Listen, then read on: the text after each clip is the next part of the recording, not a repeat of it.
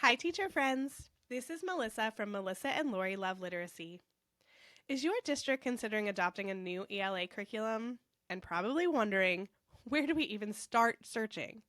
There are so many options available now that it can be a really daunting experience. So, one place to start your curriculum adoption journey is EdReports. It's not the only place by any means. We'll link other resources and tools in the show notes. We've also recently released a quick Q&A about two other curriculum evaluation tools, the Reading League's Curriculum Evaluation Guidelines and the Knowledge Matters Curriculum Review Tool. EdReports is a helpful jumping off point, and I'll be sharing some information about EdReports. So EdReports asks educator-led review teams to use specific criteria to tell if a curriculum meets, partially meets, or does not meet expectations based on EdReports rubric.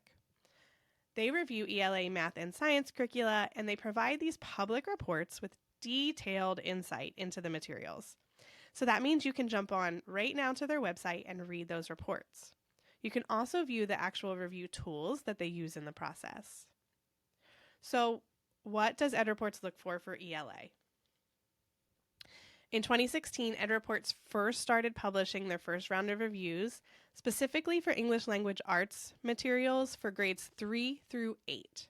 And then a year later, they added reviews for high school. Now, these reviews are structured the same way for those grade levels, and they include 3 gateways.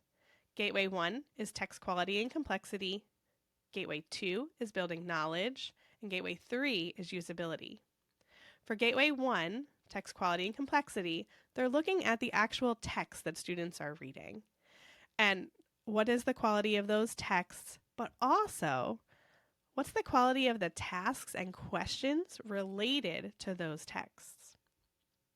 For Gateway 2, building knowledge, they're looking at what content knowledge is actually being built throughout the year and the coherence across the year.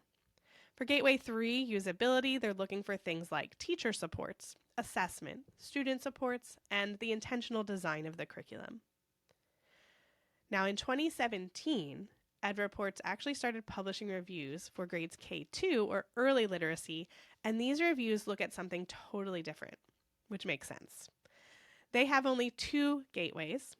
Gateway 1 is standards and research-based practices, and Gateway 2 is implementation, support materials, and assessment. For that first gateway, standards and research-based practices, they're looking if the curriculum addresses quite a few things. So they're looking for print concepts and letter recognition, phonological awareness, phonics, word recognition and word analysis, and decoding accuracy, decoding automaticity, and fluency. For that second gateway, they're looking for things like guidance for implementation and scope and sequence, the support materials, which include decodable texts, and assessment, differentiation, and effective technology use. So that sums up what you'll see in those main reports for 3-8 in high school and early literacy ELA curriculum.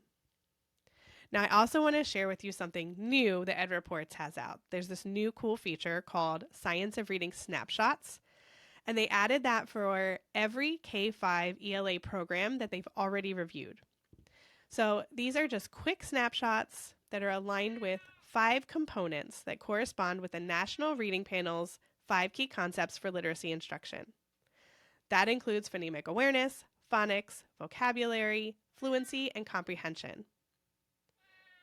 The Science of Reading snapshots help to quickly see if a curriculum includes those components, to what degree, or not at all. For each of the components, you'll see a score. Each component has a different maximum score based on the type of product reviewed and grade level, or you'll see NC, and that means that the publisher does not claim to cover the component at all.